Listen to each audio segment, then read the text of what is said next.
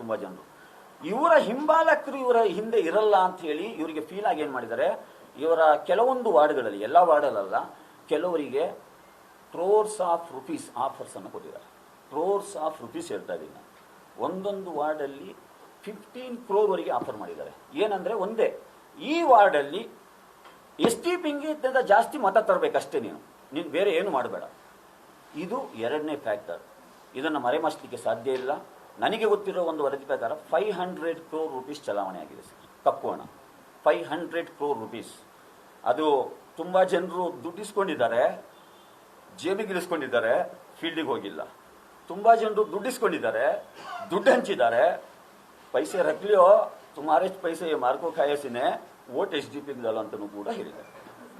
Fact ಇದು. ನಾನು ಕಂಡುಕೊಂಡಿದ್ದು ಇದೇನು, ನಾನು ಎಕ್ಸಾಲ್ಟೆಡ್ ಆಗಿ ನಾನು ಹೇಳ್ತಾ ಇಲ್ಲ, ಫ್ಯಾಕ್ಟ್ ಇದು. ಕೆಲವರಿಗೆ ಮನಸ್ಸಾಗಲಿಲ್ಲ ಸರ್. ಏನೇ ಆದರೂ ಒಂದು ಸ್ವಾಭಿಮಾನ ಅಂತ ಇರ್ತದೆ ಸರ್ ಒಬ್ಬ ವ್ಯಕ್ತಿಗೆ.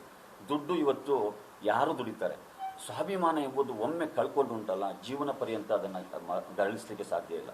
ಇದು ಎರಡು ಫ್ಯಾಕ್ಟ್ರಿಂದ 10,000 vote ನನಗೆ ಕಡಿಮೆ ಆಯಿತು. ಇಲ್ಲಾಂದ್ರೆ ಬಿಜೆಪಿಯವರ ಕನಸು ನನ್ಗೆ ಸಾಕ್ತಾ ಇತ್ತು ಅಂತ ನಾನು 2500 ಅಷ್ಟೇ ಬರಬೇಕಾಗಿದ್ದು ನನಗೆ, ಬೇರೆ ಹೆಚ್ಚೇನಿಲ್ಲ. ಇಲ್ಲ, ನಮ್ಮ ಉದ್ದೇಶ ಅಲ್ಲ, ಅವ್ರು ಇಟ್ಕೊಂಡಿದ್ದು ನಿರಾಶೆ. ಈಗ ನೀವು ಅಲ್ಲಿ ಕೂತಿದ್ದೀರಾ, ನಾನು ನಿಮಗೆ ನೀವು ಹೆಲಿಕಾಪ್ಟರ್ ಹೋಗ್ಬೇಕಂತ ನಾನು ನಿರೀಕ್ಷೆ ಮಾಡ್ಕೊಳ್ತೀನಿ, ಅದು ಫ್ಯಾಕ್ಟಾ? ಅದಾಗಲ್ಲ. ನೀವು ಎದ್ದು ನೀವು ಪೈಲಟ್ ಆಗ್ಬೇಕು, ಆಮೇಲೆ ಓಡಿಸ್ಬೇಕು ಅಲ್ಲ. ಹೇಳಿದ ಎಕ್ಸಾಂಪಲ್, ಬಿಜೆಪಿಯವರು ನನ್ನನ್ನ ಈ ರೀತಿ ಟಾರ್ಗೆಟ್ ಮಾಡ್ಕೊಂಡಿದ್ರು. ಇವ್ರು ಇಲ್ಲಿವರೆಗೆ ಹೋಗ್ತಾರೆ, ನಾವು ಹೆಲಿಕಾಪ್ಟರ್ ಹೋಗುವ ಅಂತ. ಎರಡೂ ಆಗ್ಲಿಲ್ಲ. ಅದು ಭ್ರಮಾಲೋಕ. ಅದು ಅಫ್ಸರ್ ಕೊಡ್ಲಿಪೇಟೆ ಯಾರನ್ನು ಸೋಲಿಸ್ಲಿಕ್ಕೆ ಬರಲಿಲ್ಲ. ಅಫ್ಸರ್ ಕೊಡ್ಲಿಪೇಟೆ ಇಲ್ಲಿಯ ಸ್ವಾಭಿಮಾನಿ ಮತದಾರರನ್ನ ಬಡಿದೆಬ್ಬಿಸ್ಲಿಕ್ಕೆ ಬಂದಿದ್ದ. ಅದನ್ನ ನಾನು ಮಾಡಿದ್ದೇನೆ, ಅದನ್ನು ಮಾಡಿದ್ದೇನೆ. ಪಾಲಿಕೆ ಚುನಾವಣೆಯಲ್ಲಿ ಬಹಳ ದೊಡ್ಡ ಡ್ರಾಸ್ಟಿಕ್ ಒಂದು ಚೇಂಜ್ ಬರಲಿಕ್ಕಿದೆ. ಈಗಾಗಲೇ ಟಿಕೆಟ್ಗಾಗಿ ನನಗೆ ಸರ್ತಿ ಸಾಲಲ್ಲಿದ್ದಾರೆ. ಯಾಕಂದ್ರೆ ಒಂದು ಫೀವರ್ ಸ್ಟಾರ್ಟ್ ಆಗಿದೆ. ಏನಂದ್ರೆ, ಇಲ್ಲ ನಾವು ಇವ್ರ ಹಿಂದೆ ಹೋಗ್ಬೇಕಂತ. ಆದ್ರೆ ನಾವು ಆ ರೀತಿನೂ ಕೊಡಲ್ವಲ್ಲ ಸರ್. ನಮ್ದೊಂದು ಸಿದ್ಧಾಂತ ಇದೆ, ನಮ್ದು ಕೇಡ್ರ್ ಬೇಸ್ ಪೊಲಿಟಿಕಲ್ ಪಾರ್ಟಿ. ನನ್ಗಿಂತ ಒಳ್ಳೆಯವರು ಬಂದರೆ ನಾನು MLA ಸೀಟು ಬಿಟ್ಕೊಡ್ಲಿಕ್ಕೆ ತಯಾರಿದ್ದೇನೆ. ನಾನು ಕ್ಲೈಮ್ ಮಾಡಲಿಕ್ಕೆ ನಾನು ತಯಾರಿಲ್ಲ. ನನಗಿಂತ ಒಳ್ಳೆ ಚಿಂತನೆ ಇದೆ ಸಮಾಜಕ್ಕಾಗಿ, ನಾನು ಸೈಡಲ್ಲಿ ಕೂತಿ ಕಾರ್ಯಕರ್ತನಾಗಿ ದುಡ್ಲಿಕ್ಕೆ ತಯಾರಿದ್ದೇನೆ. ಕಾರ್ಪೊರೇಟ್ ಸೀಟನ್ನು ನಾನು ಕೊಡೋದಲ್ಲ, ನಮ್ಮ ಸಮಿತಿ ಇದೆ, ಜಿಲ್ಲಾ ಸಮಿತಿ ಇದೆ, ಅವ್ರು ಚರ್ಚೆ ಮಾಡ್ತಾರೆ. ಒಳ್ಳೆಯ ವ್ಯಕ್ತಿಗಳು ಬಂದರೆ ಯಾಕೆ ಕೊಡಬಾರ್ದು ಅಂತ ನನ್ನ ಪ್ರಶ್ನೆ. ಚಾಮರಾಜನಗರದಲ್ಲಿ ಸರ್ ಮಹೇಶ್ ಅಂತೇಳಿ, ಈ ಆ ಕಡೆ ನಂದಿನಿ ಡೈರಿ ಇದೆಯಲ್ಲ, ಆ ಡೈರಿಯ ವಾಚ್ಮ್ಯಾನ್ ಆಗಿದ್ದ ಮಹೇಶ್ ಅಂತೇಳಿ. ಅವನು ಪಕ್ಷಕ್ಕೆ ಬಂದು ಸೇರ್ಕೊಂಡು, ಸರ್ ನನಗೆ ಸೇವೆ ಮಾಡೋ ಆಸೆ ಇದೆ ಅಂದ. ಇವತ್ತು ಕೌನ್ಸಿಲರ್, ಚಾಮರಾಜನಗರ ನಗರಸಭೆ ಕೌನ್ಸಿಲರ್.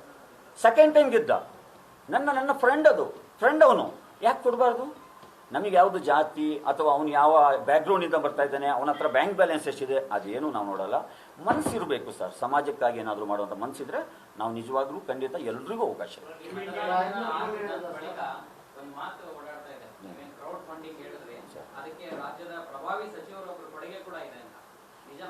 ಸರ್, ಇಡೀ ಕ್ರೌಡ್ ಫಂಡಿಂಗ್ ಅಲ್ಲಿ ನಿಮಗೆ ಒಂದು 2000 ಅಥವಾ 3000 ಬಿಟ್ಟು ಅದಕ್ಕಿಂತ ಹೆಚ್ಚು ಯಾರಿಗೂ ಬಂದಿಲ್ಲ. ಈ 3000 2000 ಯಾರು ಹಾಕ್ತಾರೆ ಗೊತ್ತಾ?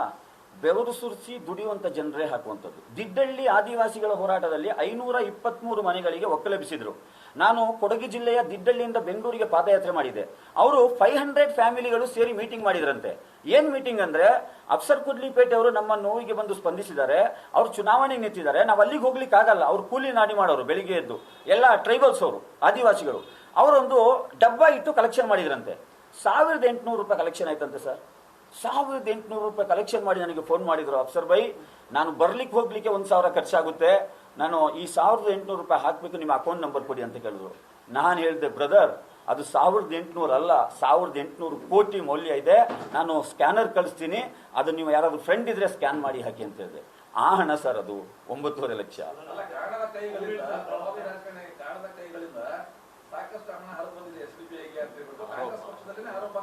ಇಂಥ ಆರೋಪಗಳು 106 ಬರ್ತವೆ. ಫ್ಯಾಕ್ಟು ನಾನು ನಿಮ್ಮ ಮುಂದೆ ಇಟ್ಟಿದ್ದೇನೆ.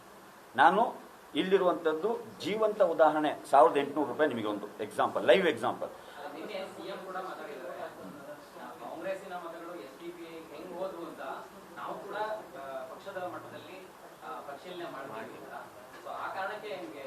ಬಹಳ ಉತ್ತಮವಾದಂಥ ಬೆಳವಣಿಗೆ ಇದು.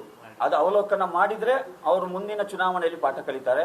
ಮುಂದೆ 2028 ಎಲೆಕ್ಷನ್ ಅಲ್ಲಿ ಔಟ್ ಆಫ್ 228 ಕಾನ್ಸ್ಟಿಟ್ಯೂನ್ಸಿ ಎಲ್ಲೆಲ್ಲ ಅಲ್ಪಸಂಖ್ಯಾತರ ಮತ್ತು ದಲಿತರ ಅಹಿಂದ ವರ್ಗದವರ ಪ್ರಭಾವ ಹೆಚ್ಚಿದೆ ಅವರಿಗೆ ಟಿಕೆಟ್ ಆದ್ರೂ ಸಿಗುತ್ತೆ.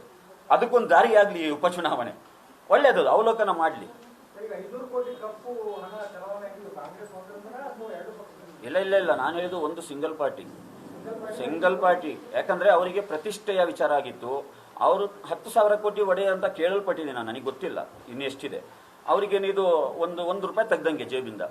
ಹಾಗಾಗಿ ಅವರ ಪ್ರತಿಷ್ಠೆ ವಿಚಾರ, ಅವರು ಗೆಲ್ಲಿಸಲೇಬೇಕಾಗಿತ್ತು ಶತಾಯಗತಾಯ. ಅದು ಹಣ ಆಗಿರಲಿ, ಅಕ್ರಮ ಆಗಿರಲಿ, ಏನಾದ್ರೂ ಆಗಿರಲಿ, ಅದಕ್ಕಾಗಿ ಅವರು ಅಷ್ಟು ಮಾಡಿದ್ದಾರೆ. ನನಗಿರುವಂಥ ಮಾಹಿತಿ ಪ್ರಕಾರ ಅದು ಇನ್ನೂ ಹೆಚ್ಚು ಆಗಿರ್ಬೋದು. ಆದರೆ ನಾನು ಏನು ಹೇಳಬೇಕು, ನಾನು ಏನು ಕಣ್ಣಿಂದ ನೋಡಿದ್ದೀನಿ ಅದನ್ನು ಮಾತ್ರ ಹೇಳಬೇಕು. ನಾನು ಫೈನಲ್ ಡೇ ಪೋಲಿಂಗ್ ಸೆಂಟರ್ ಹತ್ರ ಹೋಗ್ಬೇಕಾದ್ರೆ ಸರ್, ಒಬ್ಬ ಪುಡಾರಿನೇ ಅಂತ ಹೇಳ್ತೀನಿ ನಾನು, ಯಾವ ಪಕ್ಷ ಅಂತ ಬೇಡ, ಕೂತ್ಕೊಂಡಿದ್ದಾನೆ. ನಾನು ಆರ್ವೋದ್ ಕೇಳಿದೆ, ಇಲ್ಲಿರುವಂಥದ್ದು ಯಾರಿಗಾದ್ರೂ ಕೂರ್ಲಿಕ್ಕೆ ಏನಾದರೂ ನೀವು ರೆಸ್ಟ್ ಸ್ಟ್ಯಾಂಡ್ ಮಾಡಿದ್ದೀರಾ ಅಂತ ಕೇಳಿದೆ. ಇಲ್ವಲ್ಲ, ಹಾಗಾದ್ರೆ ಅವ್ರು ಯಾಕೆ ಕೂತಿದ್ದಾರೆ ಗೊತ್ತಿಲ್ಲ ಅಂತೇಳಿ ಬಂದು ಹೊರಗಡೆ ಕಳಿಸಿದ್ರು. ಅಲ್ಲೇ ಬಟವಾಡೆ ನಡೀತಾ ಇತ್ತು ಸರ್. ನಾನು ಹೋದೆ, ನಾನು ನೋಡಿದೆ. ನಾನು ಇಲ್ಲದೆ ಇದ್ದಾಗ ಏನೆಲ್ಲ ಆಗಿರ್ಬೋದು. ನಾನು ಎಲ್ಲ ಕಡೆ 280 ಬೂತಲ್ಲಿ ಅಲ್ಲೇ ನಿಲ್ಲಕ್ಕಾಗುತ್ತಾ? ನಾನು ಎಲ್ಲ ಕಡೆ ರೌಂಡ್ಸ್ ಮಾಡಬೇಕಾಗಿತ್ತು. ಹೋಗಿ ಹೇಳಿದ್ರೆ, ಈ ಬಾರಿ ಇನ್ನೊಂದು ವಿಶೇಷತೆ ನಿಮಗೆ ಗೊತ್ತಿರಲಿ, ಲಾಸ್ಟ್ ಟೈಮ್ ಎಲೆಕ್ಷನ್ ಅಲ್ಲಿ 8 ಗಂಟೆ 9 ಗಂಟೆ 10 ಗಂಟೆವರೆಗೆ ಪೋಲಿಂಗ್ ನಡೆದಿದೆ. ನೋಡಿ, ಇದು ಚುನಾವಣೆ ಅನ್ನೋದು ಪ್ರಜಾಪ್ರಭುತ್ವದ ಹಬ್ಬ. ನಿಮ್ಮ ಮನೆಯಲ್ಲಿ ಹಬ್ಬ ಇದ್ರೆ ನೀವು ಎಷ್ಟೊತ್ತಿಗೆ ಹೇಳ್ತೀರಾ? ಬೆಳಿಗ್ಗೆ 5 ಗಂಟೆಗೆ ಎದ್ದು ಸ್ನಾನ ಮಾಡಿ ತಿಂಡಿ ಮಾಡಿ ಫ್ರೆಶ್ ಅಪ್ ಆಗ್ತೀರಾ. ಹಬ್ಬದಲ್ಲಿ ವಾಲಂಟಿಯರ್ ಆಗಿ ಪಾಲ್ಗೊಳ್ಬೇಕಲ್ಲ. 6 ಗಂಟೆ ಆದ್ರೂ ಕೂಡ ಮತಗಟ್ಟೆಗೆ ನಾನು ಬರಲ್ಲ ಅಂತ ಹೇಳಿದ್ರೆ ಅದು ಹಬ್ಬದಲ್ಲಿ ಪಾಲ್ಗೊಳ್ಳೋದಲ್ಲ. ಇವ್ರು ಬಂದು ನನಗೆ ದುಡ್ಡು ಕೊಟ್ಟು ಇನ್ನೊಂದು ಕೊಟ್ಟಿ ಕರ್ಕೊ ಹೋದ್ರೆ ಅದು ಅಕ್ರಮ. ಈ ಬಾರಿ ನಾನು ಕ್ಲಿಯರ್ ಆಗಿ RO ಸಾಹೇಬ್ರ ರಿಕ್ವೆಸ್ಟ್ ಮಾಡಿದೆ, ಸಾಹೇಬ್ರಲ್ಲ ROಗೆ ರಿಕ್ವೆಸ್ಟ್ ಮಾಡಿದೆ, ಯಾವುದೇ ಕಾರಣಕ್ಕೂ ಈ ಬಾರಿ 6 ಗಂಟೆ ಒಳಗಡೆ ಯಾರೆಲ್ಲ ಕ್ಯೂ ಅಲ್ಲಿ ಇರ್ತಾರೆ, ಅದು 100 ಜನ ಇರಲಿ 1000 ಜನ ಇರಲಿ, ಅವರಿಗೆ ಪಾಸ್ ಇಶ್ಯೂ ಮಾಡಬೇಕಂತ ರಿಕ್ವೆಸ್ಟ್ ಮಾಡಿದೆ. ಈ ಬಾರಿ ಅದು ನಡೆದಿದೆ. 6 ಗಂಟೆ ನಂತರ ಯಾರಿಗೂ ಅವಕಾಶನೇ ಕೊಡಲಿಲ್ಲ. ಅದಕ್ಕಾಗಿ 68% ಆಗಿದ್ದು, 67%. ಇಲ್ಲಾಂದ್ರೆ ಇದು 80-90% ಹೋಗ್ತಾ ಇತ್ತು.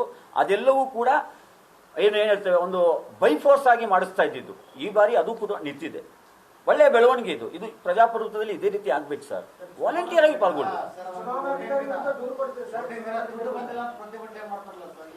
ಹೌದು ಸರ್, ಅಂತ ವ್ಯವಸ್ಥೆ ಮಾಡಿಟ್ಟಿದ್ದಾರೆ ಸರ್. ಇದು ನನಗೆ ನಿಜವಾಗ್ಲೂ ಈ ರೀತಿಯೂ ಇದೆಯಾ ಅಂತ ಹೇಳಿ ನನಗೆ ಫೀಲ್ ಆಯ್ತು. ನಾನು ಕೊಡಗಿನವನು ಮೂಲತಃ. ನಮ್ಮ ಕೊಡಗಿನಲ್ಲಿ ಏನಂದ್ರೆ ಎಲ್ಲ ಕಾಫಿ ಎಸ್ಟೇಟ್ ಅಲ್ಲಿ ದುಡಿಲಿಕ್ಕೆ ಹೋಗ್ತಾರೆ ಸರ್. ದಿನಕ್ಕೆ 500 ರೂಪಾಯಿ 400 ರೂಪಾಯಿ ಸಂಬಳ ಇದೆ. ಯಾರ ಹತ್ರನೂ ಕೈ ಚಾಚಲ್ಲ ಸರ್.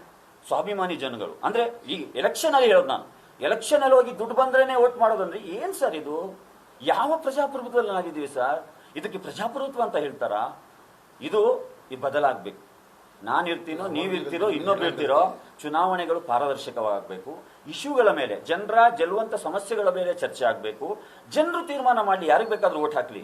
ಹಣ ಕೊಟ್ರೆ ಓಟ್ ಹಾಕ್ತೀನಿ, ಸೀರೆ ಕೊಟ್ರೆ ಓಟ್ ಹಾಕ್ತೀನಿ, ಮೂಗುತಿ ಕೊಟ್ರೆ ಓಟ್ ಹಾಕ್ತೀನಿ. ಏನ್ ಸರ್ ಇದು? ನಾನು ಹೆಂಡ ಅಂತೂ ನೋಡ್ಲಿಲ್ಲ ಈ ಕ್ಷೇತ್ರದಲ್ಲಿ. ಹೆಂಡ ಹಂಚಿದ್ರು ನಾನು ನೋಡ್ಲಿಲ್ಲ. ಎಲ್ಲರೂ ಹೇಳ್ತಾ ಇದ್ರು ಚುನಾವಣೆಯಲ್ಲಿ ಹೆಂಡವು ಹಂಚಿಕೆ ಆಗುತ್ತಂತ. ನಾನು ಎಲ್ಲೂ ನೋಡ್ಲಿಲ್ಲ. ಆದ್ರೆ ಹಣ ಹಂಚಿಕೆ ಆಗಿದೆ, ಸೀರೆ ಹಂಚಿಕೆ ಆಗಿದೆ, ಮೂಗುತಿ ಹಂಚಿಕೆ ಆಗಿದೆ.